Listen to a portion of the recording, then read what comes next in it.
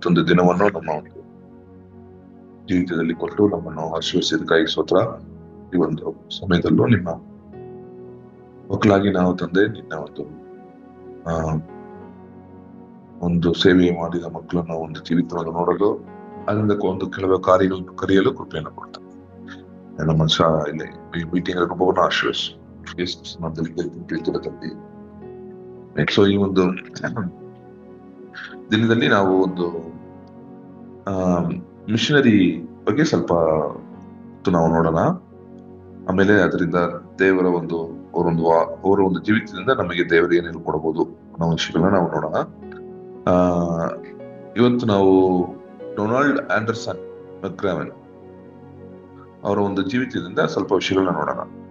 So ನಾನು ಚಿಕ್ಕದಾಗಿ address ಮಾಡೋದಕ್ಕಾಗಿ Donald Anderson ಅಂತ ಹೇಳ್ತೀನಿ ಅವ್ರನ್ನ. ಅವರು ಒಂದು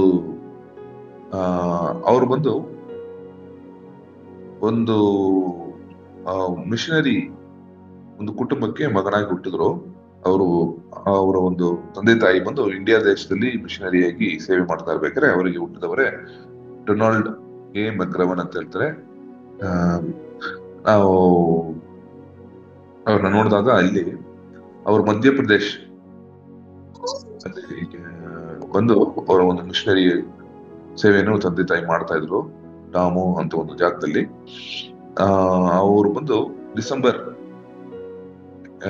1897 ಹುಟ್ಟಿದ್ದು. ಅವರು ಅವರಿಗೆ ಎರಡನೇ ಮಗನಾಗಿ ಹುಟ್ಟಿದ್ರು. ಇವರ ಒಂದು ತಂದೆ ಹೆಸರು ಜಾನ್, ತಾಯಿ ಹೆಸರು ಹೆಲೆನ್ ಅಂತ. ಅವರು ಮಿಷನರೀಸ್ ಒಂದು ಸಂಘದಲ್ಲಿ ಡಿಸೈಪಲ್ಸ್ ಆಫ್ ಕ್ರೈಸ್ಟ್ ಒಂದು ಸಂಘದಲ್ಲಿ ಸೇರಿದವರು. ಆ ಒಂದು ಚರ್ಚಿಂದ ಅವ್ರು ಏನ್ ಮಾಡ್ತಾ ಇದ್ರು, ಸೇವೆ ಮಾಡ್ತಾ ಇದ್ರು. ಇಲ್ಲಿ ಅಲ್ಲಿ ಸೇವೆ ಮಾಡ್ತಾ ಇರ್ಬೇಕಾದ್ರೆ ಇವರಿಗೆ ಅವ್ರ ತಂದೆ ತಾಯಿ ನಾನಾ ತರ ಸೇವೆಗಳು, ಲೆಪ್ರಸಿ ಸೇವೆ, ಆಮೇಲೆ ಮೆಡಿಕಲ್ ಶುವಾರ್ತೆ ಸಾರೋದು, ಈ ತರ ಮಾಡ್ತಾ ಇದ್ದಾಗ ಇವರು ನೋಡಿದ್ರು ಅದ್ರೆಲ್ಲ ಸ್ವಲ್ಪ ಚಿಕ್ಕ ವಯಸ್ಸಿಂದಾನೆ ದೇವರ ಮೇಲೆ ಸ್ವಲ್ಪ ಅವ್ರಿಗೆ ಒಂದು ಆಸಕ್ತಿ ಇತ್ತು. ಅವ್ರ ಚಿಕ್ಕ ವಯಸ್ಸಲ್ಲಿ ನೋಡಿದಾಗ ಆ ಸ್ಕೂಲ್ ಅವರ ಒಂದು ತಂದೆ ತಾಯಿನೇ ಏನ್ ಮಾಡ್ತಾ ಇದ್ರು, ಹೋಮ್ ಸ್ಕೂಲಿಂಗ್ ಅಂತ ಹೇಳ್ತಾರೆ. ಇಂಡಿಯಾದಲ್ಲಿ ತುಂಬಾ ಜನ ಮಾಡೋದಿಲ್ಲ, ಬಟ್ ಅಮೆರಿಕ ದೇಶದಲ್ಲಿ ಹೋಮ್ ಸ್ಕೂಲಿಂಗ್ ಅಂದ್ರೆ ಅವ್ರನ್ನ ಪಬ್ಲಿಕ್ ಸ್ಕೂಲ್ ಕಳ್ಸೆ ಮನೇಲಿ ತಂದೆ ತಾಯಿನೇ ಏನ್ ಮಾಡ್ತಾರೆ, ಹೇಳ್ಕೊಡ್ತಾರೆ, ಅದೇ ಹೋಮ್ ಸ್ಕೂಲಿಂಗ್. ಸೊ ಇವ್ರನ್ನ ಹೋಮ್ ಸ್ಕೂಲ್ ಮಾಡಿದ್ರು. ಆಮೇಲೆ ಹೋಮ್ ಸ್ಕೂಲ್ ಮುಗಿದ ನಂತರ ಅವರು ಹೊರ ದೇಶದಲ್ಲಿ ಅಂದ್ರೆ ಅವರು ಒಂದು ತಾಯಿ ತಂದೆ ಇದ್ದಿದ್ದ ದೇಶದಲ್ಲಿ ಇವಾಗ ಏನ್ ಮಾಡ್ತಾರೆ, ಹೈಯರ್ ಸ್ಟಡೀಸ್ ನ ಮಾಡ್ತಾರೆ. ಅಲ್ಲಿ ಬ್ಯಾಚುಲರ್ ಆಫ್ ಡಿವಿನಿಟಿ, ಆಮೇಲೆ PhD ಅದೆಲ್ಲ ಮಾಡ್ಬಿಟ್ಟು ಏನ್ ಮಾಡ್ತಾರೆ, ತಿರ್ಗಾ ಏನ್ ಮಾಡ್ತಾರೆ, ಅಲ್ಲಿಂದ ಅವರು ಓದು ಮುಗಿಸಿದ ತಕ್ಷಣ ಸ್ವಲ್ಪ ಅವರಿಗೆ ಚೆನ್ನಾಗಿ ನಮ್ಮ ತಂದೆ ತಾಯಿ ಸೇವೆ ಮಾಡಿದ್ರು, ಇನ್ನು ನಾನು ಚೆನ್ನಾಗಿ ದುಡಿಬೇಕು, ಚೆನ್ನಾಗಿ ದುಡ್ಡು ಸಂಪಾದನೆ ಮಾಡ್ಬೇಕು ಅಂತ ಒಂದು ಆಸೆ ಇರುತ್ತೆ ಅವ್ರಿಗೆ. ಸೊ ಅದ್ರ ಏನ್ ಮಾಡ್ತಾರೆ, ಅದರಿಂದ ಅವ್ರು ಏನ್ ಮಾಡ್ತಾರೆ, ಆ ಒಂದು ಆಸೆಯಿಂದ ಏನ್ ಮಾಡ್ತಾರೆ, ಒಂದೊಂದ್ ತರ ಕೆಲಸಗಳು ಮಾಡಕ್ಕೆ ಟ್ರೈ ಮಾಡ್ತಾರೆ. ಆದ್ರೂ ಅವ್ರ ಅವ್ರ ಜೀವಿತದಲ್ಲಿ ದೇವರಿಗೋಸ್ಕರ ಏನಾದ್ರು ಮಾಡ್ಬೇಕಂತ ಒಂದು ಆಸೆನೇ ಇರ್ತಾ ಇತ್ತು ಅಲ್ಲ. ಅವರು ಒಂದು ತಂದೆ ತಾಯಿ ಸೇವೆ ಮಾಡಿದ್ರಿಂದ ಅವರು ಏನಾದ್ರು ಸೇವೆ ಮಾಡ್ಬೇಕಂತ ಆಸೆನೇ ಇರ್ತಾ ಇತ್ತು. ಆದ್ರೆ ಇವರಿಗೆ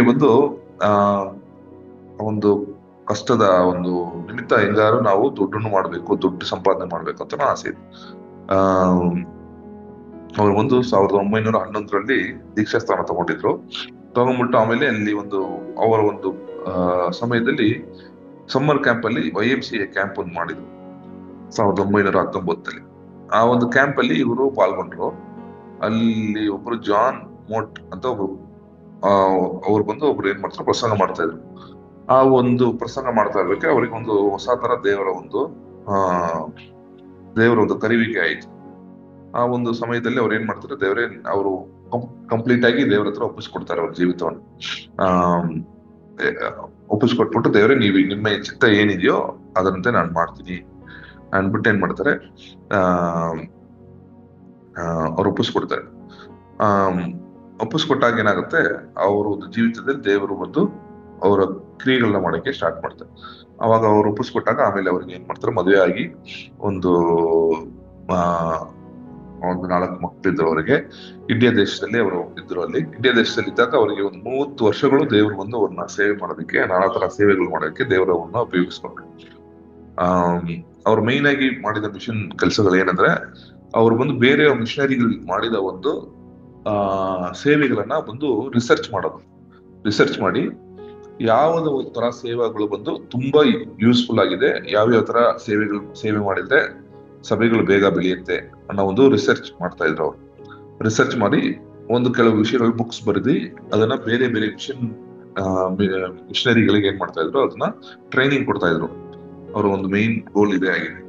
ಸೊ ಆ ಒಂದು ಕಾನ್ಸೆಪ್ಟ್ ಅಲ್ಲಿ ಅವ್ರು ಹೇಳಿದ ಒಂದು 3 ವಿಷಯಗಳು ಏನಂದ್ರೆ, ಪೀಪಲ್ ಮೂವ್ಮೆಂಟ್ಸ್ ಅಂತ. ಹಾಗಂದ್ರೆ ಏನಂದ್ರೆ, ಒಂದೊಂದು ಇಂಡಿಯಾ ದೇಶದಲ್ಲಿ ಬಂದು ಹೇಗೆ ಬಂದು ಸೇವೆಗಳು ನಡಿಬೇಕಂದ್ರೆ, ಒಂದೊಂದು ನಾನಾ ತರ ಒಂದು ಗ್ರೂಪ್ಸ್ ಗಳಿರುತ್ತೆ. ಆ ಒಂದು ಗ್ರೂಪ್ಗಳನ್ನೇ ನಾವ್ ಏನ್ ಮಾಡ್ಬೇಕು, ದೇವ್ರ ಹತ್ರ ತರಬೇಕು ಅಂತ ನಾವು ಹೋಗಿ ಏನ್ ಮಾಡ್ಬೇಕು, ಆ ಗ್ರೂಪ್ಗಳ ಸೇವೆ, ಪೀಪಲ್ ಮೂವ್ಮೆಂಟ್ ಅಂತ ಅದು. ಆ ಗ್ರೂಪ್ಗಳ ಸೇವೆ ಮಾಡ್ಬೇಕು.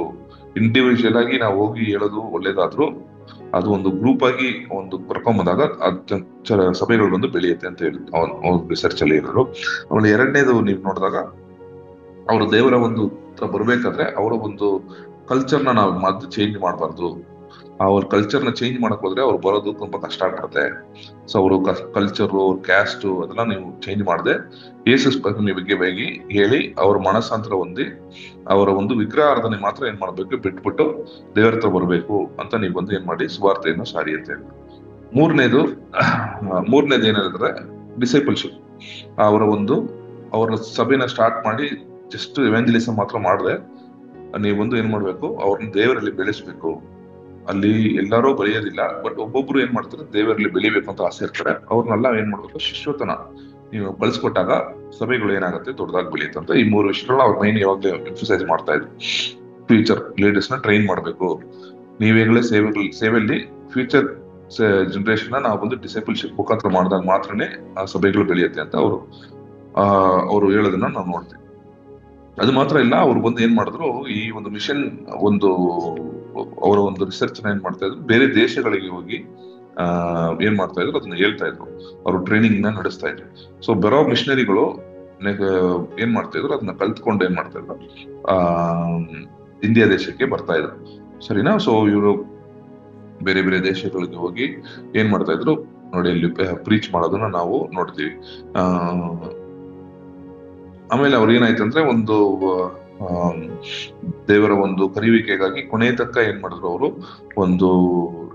ಒಂದು ಬೋಧಕರಾಗಿ, ಟೀಚರ್ ಆಗಿ, ಸ್ಪೀಕರ್ ಆಗಿ, ಒಂದು ಬುಕ್ಸ್ ಬರೆಯೋದಾಗ್ಲಿ ಎಲ್ಲ ದೇವರಿಗೋಸ್ಕರ ಮಾಡ್ತಾ ಇದ್ರು. ಅವರ ಬಂದು ಒಂದು 1990 ಏನ್ ಮಾಡಿದ್ರು, ಅವರು ದೇವರ ಹತ್ರ ಹೋದ್ರು. ಅವರ ಜೊತೆ ಅವರ ವೈಫ್ ಏನ್ ಮಾಡಿದ್ರು, ಜೊತೆನೆ ತುಂಬಾ ವರ್ಷಗಳಿದ್ರು. ಕ್ಲೋಸ್ ಟು 92 ವರ್ಷಗಳು ಅವ್ರು ಏನ್ ಮಾಡಿದ್ರು, ಅವರ ಒಂದು ಜೀವಿತದಲ್ಲಿ ದೇವರಿಗೆ ಏನ್ ಮಾಡಿದ್ರು, ಸೇವೆ ಮಾಡ್ತಾನೆ ಇದ್ರು. ಅವರ ಒಂದು ಆಸೆ ಏನೈತೆ ಅಂದ್ರೆ, ಯಾವಾಗ್ಲೂ ಅವ್ರು ಹೇಳೋದಂದ್ರೆ, ನಾನು ಇಂಡಿಯಾಗ ಹೋಗಿ ನಾರ್ತ್ ಇಂಡಿಯಾ ಎಲ್ಲ ಟ್ರಾವೆಲ್ ಮಾಡಿ, ಅದು ನಾರ್ತ್ ಇಂಡಿಯಾದಲ್ಲಿ ಒಂದು ತುಂಬಾ ಒಂದು ಇಕ್ಕಟ್ಟಾಗಿರೋ ಒಂದು ಟ್ರೈನಲ್ಲಿ ಪ್ರದೇಶ ಮಾಡ್ಬೇಕಾದ್ರೆ ನನಗೆ ಹಾರ್ಟ್ ಅಟ್ಯಾಕ್ ಬಂದು ನಾನು ತೀರ್ಕೊಬೇಕು. ಅಲ್ಲಿರೋ ಒಂದು ವಿಲೇಜ್ ಅಲ್ಲಿ ನಾನೇನ್ ಮಾಡ್ಬೇಕು, ನಾನೇನಲ್ಲಿ ನನ್ನನ್ನ ಮಾಡ್ಬೇಕು, ಊತಾಕ್ಬೇಕು ಅಂತ ಅವ್ರು ಏನೋ ಆಸೆ ಪಡ್ತಾ ಇದ್ರು. ಅದನ್ನ ಅವಾಗ ಹೇಳ್ತಾ ಇದ್ರು ಅಂತ ಹೇಳಿದ್ರು. ಅವರು ಇದೇ ಬಂದು ಅವರ ಒಂದು ಜೀವಿತ. ಸರಿನಾ? ಸೊ ಇವರ ಜೀವಿತದಿಂದ ನಾವು ಏನು ವಿಷಯಗಳನ್ನ ಕಲಿಬಹುದು.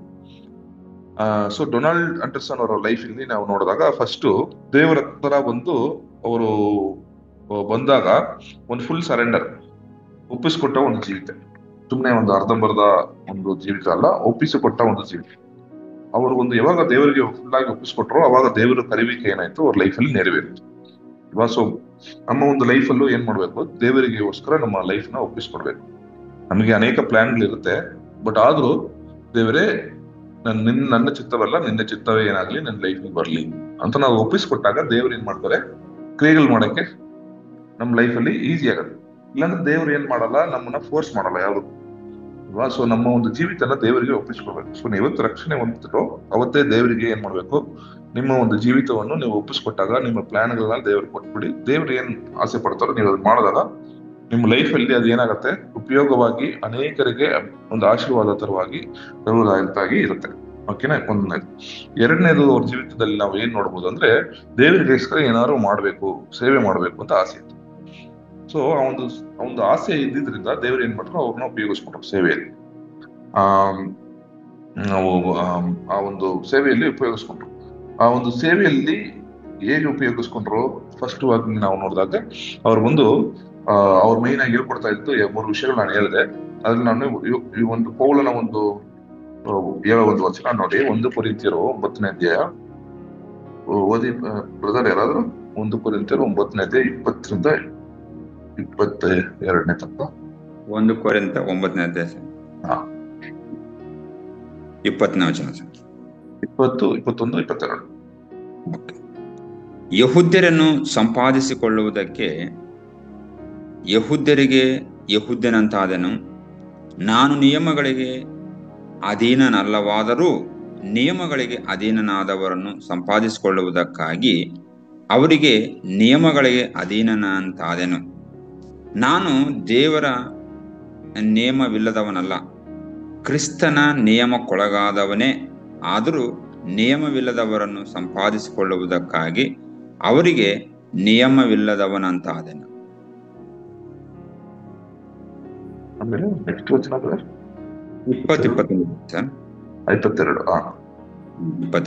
ಬಲವಿಲ್ಲದವರನ್ನು ಸಂಪಾದಿಸುವುದಕ್ಕೆ ಅವರಿಗೆ ಬಲವಿಲ್ಲದವನಾದನು. ಯಾವ ವಿಧದಲ್ಲಿಯಾದರೂ ಕೆಲವರನ್ನು ರಕ್ಷಿಸಬೇಕೆಂದು ಯಾರಿಗೆ ಎಂತೆಂಥವನಾಗಬೇಕೋ ಅಂತಂತವನಾಗಿದ್ದೆನು. ಕೊನೆಯದಾಗಿ ಏನ್ ಹೇಳ್ತಾರೆ, ಎಲ್ಲವನ್ನು ಏನಕ್ಕಾಗಿ ಅಂದ್ರೆ ಸುವಾರ್ತೆಗಾಗಿ ನಾನು ಇದನ್ನೆಲ್ಲ ಮಾಡಿದೆ ಅಂತ ಹೇಳ್ತಾರೆ. ಸೊ ಪೌಲ ಒಂದು ಯೋಚನೆಗಳು ಹೆಂಗಿತ್ತಂದ್ರೆ, ನೀವು ಯಾರಿಗೆ ಸೇವೆ ಮಾಡ್ತೀರೋ ನೀವು ಅವರಂತಾನೆ ಏನ್ ಮಾಡ್ಬೇಕು, ನಮ್ಮ ಬಿಹೇವಿಯರ್ ಇರ್ಬೇಕು ಅಂತ. ಅವರು ಇಲ್ಲಿ ಹೇಳ್ತಾ ಇದ್ದಾರೆ, ಧರ್ಮಶಾಸ್ತ್ರದ ಕೆಳಗಡೆ ಇಲ್ದಿರೋರಿಗೆ ನಾನು ಧರ್ಮಶಾಸ್ತ್ರ ಇಲ್ದೇ ಇರೋ ತರ ನಾನು ಇದ್ದೆ. ಬಟ್ ಆದ್ರೂ ದೇವರ ಒಂದು ಆಜ್ಞೆಗಳನ್ನ ನಾನು ಪರ್ಸನಲ್ ಲೈಫಲ್ಲಿ ಫಾಲೋ ಮಾಡಿದ್ರು ಅದನ್ನ ಯಾರಿಗೂ ನಾನು ಏನ್ ಮಾಡ್ತಾ ಇರ್ಲಿಲ್ಲ, ಎನ್ಫೋರ್ಸ್ ಮಾಡ್ತಾ ಇರ್ಲಿಲ್ಲ. ಯೂದನ ಕೆಳಗಡೆ ಇರ್ಬೇಕು, ಯೂದನಾಗಿದ್ದೆ. ಎಲ್ಲರ ಒಂದು ಬಲಹೀನನಾಗಿರೋರ ಜೊತೆ ಇದ್ದಾಗ ಬಲಹೀನನಾಗಿ ನಾನು ಇದ್ದೆ. ಏನಕ್ಕೆ ಅಂದ್ರೆ ಅವ್ರ ಜೊತೆ ಏನ್ ಮಾಡ್ಬೇಕೆ, ಸೇವೆನ ನಾವು ಮಾಡ್ಬೇಕಂದ್ರೆ ಅವರಂತೆ ನಾವು ಮಾರ್ಪಡಬೇಕು ಅಂತ ಅವ್ರು ಹೇಳ್ತಾರೆ. ಸೊ ಇಲ್ಲಿ ಅವರು ಬಂದು ನಮ್ಮ ಡೊನಾಲ್ಡ್ ಆಂಡರ್ಸನ್ ಅವರು ಇಂಡಿಯಾ ದೇಶದವರ ಒಂದು ಇಲ್ಲಿ ಸೇವೆ ಮಾಡಿದಾಗ ಅವ್ರಂತಾನೆ ಏನ್ ಮಾಡಿದ್ರು, ಅವರ ಒಂದು ಕಲ್ಚರ್ಗಳನ್ನ ಕಲ್ತ್ಕೊಂಡು ಆ ತರನೇ ನಾವು ಸೇವೆ ಮಾಡ್ಬೇಕು ಅಂತ ಅವ್ರನ್ನ ಓದಿ ನಮ್ಗೆ ಹೇಳ್ಕೊಟ್ಟಿದ್ರು. ಕೊನೆಯದಾಗಿ ಅವ್ರು ಏನ್ ಮಾಡ್ತಾ ಇದ್ರು, ಮೈನ್ ಆಗಿ ಅವರ ಒಂದು ಫೋಕಸ್ ಬಂದು ಯಾವಾಗ್ಲೂ ಏನಾಗ್ತಾ ಇತ್ತು ಅಂದ್ರೆ ಡಿಸೈಪಲ್ಶಿಪ್.